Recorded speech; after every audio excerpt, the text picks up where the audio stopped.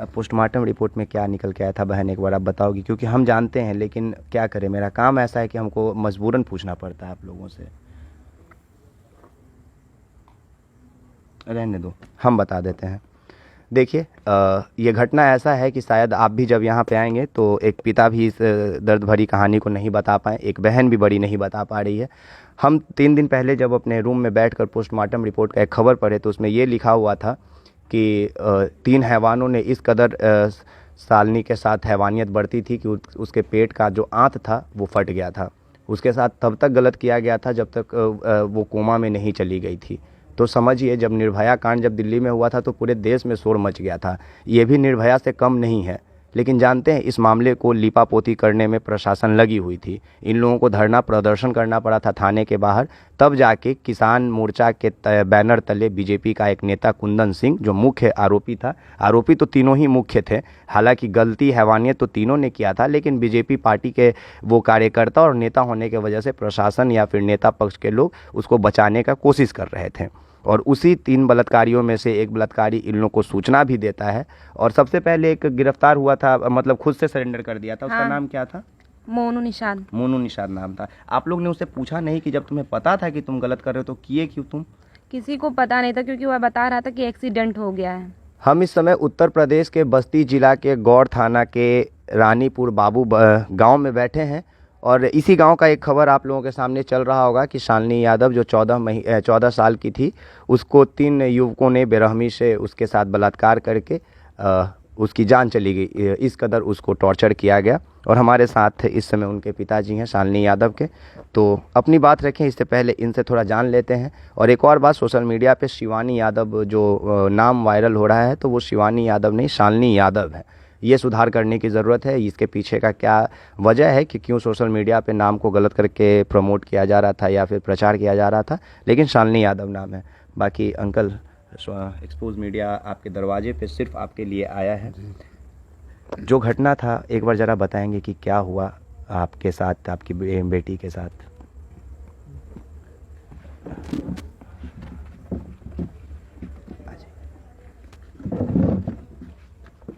जी, आप बहन हैं उनकी बड़ी? हाँ। क्या नाम है आपका? नीलम यादव। नीलम यादव, ओके। क्या हुआ था? वो लगभग 3:30 बजे यहाँ से घर से गई सब्जी लेने मार्केट। फिर वो सब्जी ली, उसके बाद अपने फ्रेंड से 10-5 मिनट मिली, थोड़ा पढ़ाई वढ़ाई के बारे में बात करनी थी। फिर सब्जी लेके वो रिटर्न आई 4 बजे लगभग में। ये तो पता नहीं कितना बज रहा होगा। तो फिर वो आई, फिर वो पीछे के रास्ते से वो लोग उसको खींच के ले जाके उसके साथ बलात्कार किए। प्रशासन सहयोग कर रहा है आप लोगों का? कुछ भी नहीं कर रहा है, क्योंकि वह बीजेपी का नेता था। जीविका का नेता था? बीजेपी का नेता था। अच्छा, किसान मोर्चा का करके हाँ। जो बैनर तले वो अपना नेतागिरी हाँ। करता था। तो अभी पुलिस के गिरफ्त में है अभी वो? हाँ, अभी तो है। अच्छा, तो प्रशासन क्या मतलब मिली भगत करके उसको बचाने का कोशिश कर रही है? हाँ, बहुत कोशिश की बचाने की। बहुत कोशिश की बचाने बहुत की। ज़्यादा। अच्छा, अभी कहाँ तक पहुँचा है कानूनी प्रक्रिया? बस उसको केवल अभी रखे हैं जेल में, कुछ भी नहीं किए। कुछ भी नहीं किए। आप लोग सेटिस्फाइड नहीं हो? नहीं। अच्छा, कितने साल की थी वो क्या नाम? 13 साल 2 महीने। शालिनी 13 साल 2 महीने। 14 साल भी नहीं हुआ था? नहीं। अच्छा, तो सबसे पहले सूचना किसने दिया आपको कि आपकी बहन वहाँ है? उसी में से एक लड़का मोनू निषाद, वो खुद बोला? मेरे गांव में एक लड़की के पास कॉल किया, सुधीर नाम का लड़का। बोला कि तुम्हारे गांव की एक लड़की का एक्सीडेंट हो गया है। फिर वह लड़का मेरे भाई के पास कॉल किया, बोला शालिनी का एक्सीडेंट हो गया है और अंजनी सिंह के घर के पीछे पड़ी हैं। फिर वह गया मेरा भाई बहन को लेने मेरे। फिर वह उसको वहीं बगल में एक हॉस्पिटल है वहाँ लेके गया, तो बोले मेरे बस की बात नहीं है।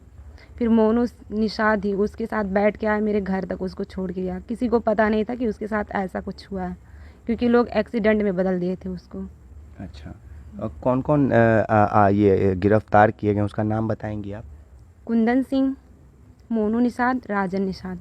राजन निषाद, कुंदन सिंह और मोनू निषाद। हाँ। तो ये जो क्या कुंदन सिंह जो बोली वो है बीजेपी का नेता? हाँ। हाँ, वो बाद में गिरफ्तार किया गया था जब आप लोग धरना प्रदर्शन की थी थाने के बाद। ठीक है। अब पोस्टमार्टम रिपोर्ट में क्या निकल के आया था बहन, एक बार आप बताओगी, क्योंकि हम जानते हैं लेकिन क्या करें, मेरा काम ऐसा है कि हमको मजबूरन पूछना पड़ता है आप लोगों से। रहने दो, हम बता देते हैं। देखिए ये घटना ऐसा है कि शायद आप भी जब यहाँ पे आएंगे तो एक पिता भी इस दर्द भरी कहानी को नहीं बता पाए, एक बहन भी बड़ी नहीं बता पा रही है। हम 3 दिन पहले जब अपने रूम में बैठकर पोस्टमार्टम रिपोर्ट का एक खबर पढ़े तो उसमें ये लिखा हुआ था कि 3 हैवानों ने इस कदर सालनी के साथ हैवानियत बरती थी कि उसके पेट का जो आंत था वो फट गया था। उसके साथ तब तक गलत किया गया था जब तक वो कोमा में नहीं चली गई थी। तो समझिए, जब निर्भया कांड जब दिल्ली में हुआ था तो पूरे देश में शोर मच गया था। ये भी निर्भया से कम नहीं है, लेकिन जानते हैं इस मामले को लीपापोती करने में प्रशासन लगी हुई थी। इन लोगों को धरना प्रदर्शन करना पड़ा था थाने के बाहर, तब जाके किसान मोर्चा के बैनर तले बीजेपी का एक नेता कुंदन सिंह, जो मुख्य आरोपी था, आरोपी तो तीनों ही मुख्य थे, हालांकि गलती हैवानियत तो तीनों ने किया था, लेकिन बीजेपी पार्टी के वो कार्यकर्ता और नेता होने की वजह से प्रशासन या फिर नेता पक्ष के लोग उसको बचाने का कोशिश कर रहे थे। और उसी 3 बलात्कारियों में से एक बलात्कारी इन लोगों को सूचना भी देता है। और सबसे पहले एक गिरफ्तार हुआ था, मतलब खुद से सरेंडर कर दिया था। उसका हाँ। नाम क्या था? मोनू निषाद। मोनू निषाद नाम था। आप लोग ने उससे पूछा नहीं कि जब तुम्हें पता था कि तुम गलत कर रहे हो तो किए क्यों तुम? किसी को पता नहीं था, क्योंकि वह बता रहा था कि एक्सीडेंट हो गया है। एक्सीडेंट हो गया है। हाँ। अच्छा, मतलब वो लोग मामला को लिपापोती करके एक्सीडेंट में कन्वर्ट हाँ। करने वाला था, और एक्सीडेंट के तौर और पे वो खुद ये को किया था नाबालिग surrender। बता रहा था। अपने आप को? हाँ। अच्छा, वैसे तीनों का उम्र क्या क्या होगा आपको पता है अंदाजन? नहीं। नहीं, ठीक है। अब 25 से कम कोई नहीं है। 22 मारे सब तो बालिग ही है ना। हाँ, सब। और जानते हैं, अब एक नेतागिरी कर रहा है तो सीधी सी बात है वो तो बड़ा होगा ही। और यहाँ पे जानते हैं, हम सिर्फ 3 चीज़ बताने आए थे बिहार से यहाँ चल के। पहला एक चीज़ ये बताने आए थे कि जिस यादव समाज की बात हम बिहार में करते हैं, तो उत्तर प्रदेश के बस्ती जिला में भी अगर कोई मेरी बहन है जिसके साथ गलत हुआ है तो उस परिवार को ये ना लगे कि हम लोग यहाँ पे अकेले हैं, हम लोग के साथ कोई नहीं है। दूसरी बात इसलिए कि इस पूरे देश को ये बताया जा सके कि निर्भया जैसी घटना हमारे देश में आए दिन होते रहती है, लेकिन हम लोग उसको देख या सुन इसलिए नहीं पाते हैं क्योंकि मामलों को सरकार लेपने पोतने में लग जाती है। कभी किसी के पार्टी के कोई लोग बलात्कारी होते हैं, तो कभी कोई इलेक्शन लड़ने वाला नेता होता है बलात्कारी, कभी कोई नेता का बहुत बड़ा नेता का बेटा होता है। और तीसरा मुख्य वजह था, हम यहाँ पे इसलिए आए थे कि हमने पोस्टमार्टम रिपोर्ट पढ़ा था और हमें ये बताना था लोगों को कि जब आप रिंकू सिंह के छक्का मारने पे आईपीएल में उसके जाति को खोजते हैं ना, और जब आप इशिता किशोर यूपीएससी टॉप कर जाती है और उसको जाति को खोजते हैं और बताने लगते हैं कि यादव है, राजपूत है, कुशवाहा है, मतलब अपने अपने जाति का गुमान करवाना चाहते हैं कि मेरे जात की लड़की टॉप की है, तो आपको ये भी जानना होगा कि सिंह नाम का लड़का जो और निषाद नाम का जो लड़का है जिसका टाइटल सिंह और निषाद है, उसने शालिनी यादव के साथ गलत किया। और इसमें भी जाति आप खोजिए, बिल्कुल मत कहिएगा कि अपराधी का जात नहीं होता है। ये बात वही लोग कहते हैं कि अपराधी का जात नहीं होता है जिसको खराब लगता है कहने में। जब आप इशिता किशोर का नाम खोज सकते हैं जात के साथ, जब रिंकू सिंह का खोज सकते हैं, तो आप अपराधियों का भी नाम खोजिए, अपनी जाति खोजिए और अपने समाज को बताइए कि ये मेरे जात का है जिसने 14 साल की बच्ची, 13 साल 2 महीने की बच्ची को उठाकर बीच बाजार से ले जाकर इस कदर हैवानियत किया कि वो लड़की कोमा में चली गई। आप समझ सकते हैं कि कितनी दर्दनाक मौत हुई होगी शालिनी की। और हम एक परिवार के सामने ये सब बोल रहे हैं और मेरे होठ कांप रहे हैं, इसलिए कमल भैया कैमरा उठा के देखिए, इनका पूरा फैमिली है यहाँ पे और सब लोग इंतज़ार में है कि अगर हमसे पूछेंगे तो हम बता देंगे, इनसे पूछेंगे तो हम बता देंगे। पिताजी हैं। और जब हम यहाँ पे आए थे तो एक प्रशासन के अधिकारी भी यहाँ पे थे, लेकिन उनकी कोई यहाँ पे इन्वॉल्वमेंट है नहीं, इसलिए हम उनको ऑन कैमरा लाएंगे नहीं, क्योंकि हमको ये भी नहीं पता है कि वो इंक्वायरी करने आए हैं कि इनसे पारिवारिक रूप से मिलने आए हैं। तो किसी के वर्दी पे सवाल करना सही नहीं है, लेकिन गौर थाना पे सवाल इसलिए किया जाना चाहिए कि अगर आपके थाने के बाहर आंदोलन नहीं करते ये लोग तो फिर तो गिरफ्तार नहीं किया जाता अपराधी। एक तो सरेंडर करके ये दिखाने का कोशिश कर रहा था कि भाई ये एक्सीडेंटल केस है, खुद पुरसीसिया बन के फ़ोन भी कर दिया। तो इन चीज़ों को समझने का ज़रूरत है। और लास्ट में योगी आदित्यनाथ जी ये कहते हैं कि हमने उत्तर प्रदेश को ऐसा राज्य बना दिया कि हमारी बेटियां जो हैं वो अब रात में 12 बजे भी गहना पहन के अगर सड़कों पे निकलती है तो वो स्वतंत्र है। तो एक बेटी से ही पूछ लेते हैं कि क्या योगी जी सही बोलते हैं ये जो बात बोलते हैं? बिल्कुल नहीं सही बोले। बिल्कुल सही नहीं बोले? नहीं। चलिए, अभी आप कुछ सरकार से या जनता से 4 ही कुछ बजे कहना तो चाहेंगे? हुआ था, वो तो 12 बजे की बात की, वो तो 4 ही बजे हो गया मेरी बहन के साथ। कहाँ बेटियां सुरक्षित है, कैसे लोग पढ़ने जाएंगे? अच्छा, आप प्रशासन से आप क्या सहायता चाहती हैं या फिर सरकार आपको किस तरह से मदद करे कि आप लोगों को लगे कि नहीं सरकार आपके साथ है, जनता आपके साथ है, आपके लोग आपके साथ हैं? पहले उसका घर गिरवाएं कुंदन सिंह का और उसको फांसी दें, और हम लोग को कुछ नहीं चाहिए। ठीक है। देखिए, ये जो दोनों चीज़ें मांगी है ना, ये बहुत कॉमन है उत्तर प्रदेश में। बुलडोज़र चलाना भी बुलडोज़र बाबा के लिए बड़ा आसान है, और अतीक अहमद के जैसे गोली मरवा देना भी बहुत आसान है। विकास दुबे के जैसा गाड़ी पलट जाना उत्तर प्रदेश में बहुत आसान है। तो सीधा सीधा बात है कि जो लड़की के साथ हैवानियत किया है, चाहे वो किसी भी जाति की रहे, चाहे वो लड़का किसी जाति का रहे, अगर वहाँ पे लड़की सिंह होती और लड़का यादव होता, तब भी हम यही कह रहे होते कि उसके घर पे बुलडोज़र चलवाइए और बीच चौराहा पे खड़ा करके शूट एंड साइट का ऑर्डर दे दीजिए।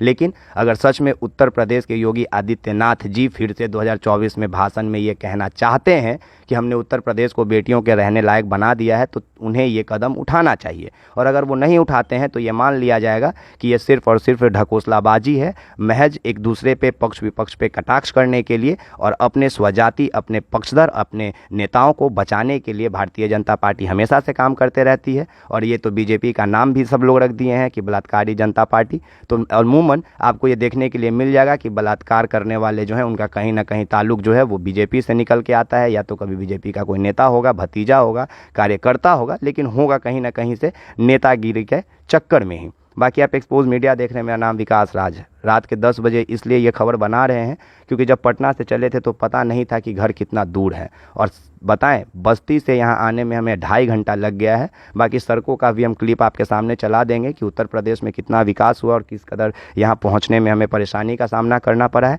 बाकी लास्ट में पिता का एक बार हम स्टेटमेंट आपको सुनाना ज़रूर चाहेंगे। सर, आप फाइनली प्रशासन से क्या चाहते हैं? हमारा यही कहना है सर कि घर उसका गिराया जाए, घर गिराया जाए और मुलजिम को फांसी दिया जाए, तीनों को फांसी दिया जाए, बस और कुछ नहीं चाहिए हम। चलिए, बाकी हम भी यही कहेंगे कि बिहार हो या फिर उत्तर प्रदेश हो, राजस्थान हो या फिर भारत का कोई भी हिस्सा में अगर आप इस वीडियो को देख रहे हैं तो शालिनी यादव के नाम को एक बार फिर से उठाइए और इस आवाज़ को तब तक मत बंद करिए जब तक कि धनंजय सिंह नाम है ना, कुंदन सिंह और कौन निषाद बताएं? मोनू निषाद और राजन निषाद, इन तीनों के घर के ऊपर जब तक बुलडोज़र नहीं चल जाता है, इन तीनों को जब तक गोली नहीं मार दी जाती है, फांसी नहीं दे दिया जाता है, तब तक इस परिवार को ये नहीं लगेगा कि सरकार, जनता, आवाम और इतने बड़े बड़े वादे करने वाले अपने होते हैं। बाकी बहुत बहुत शुक्रिया।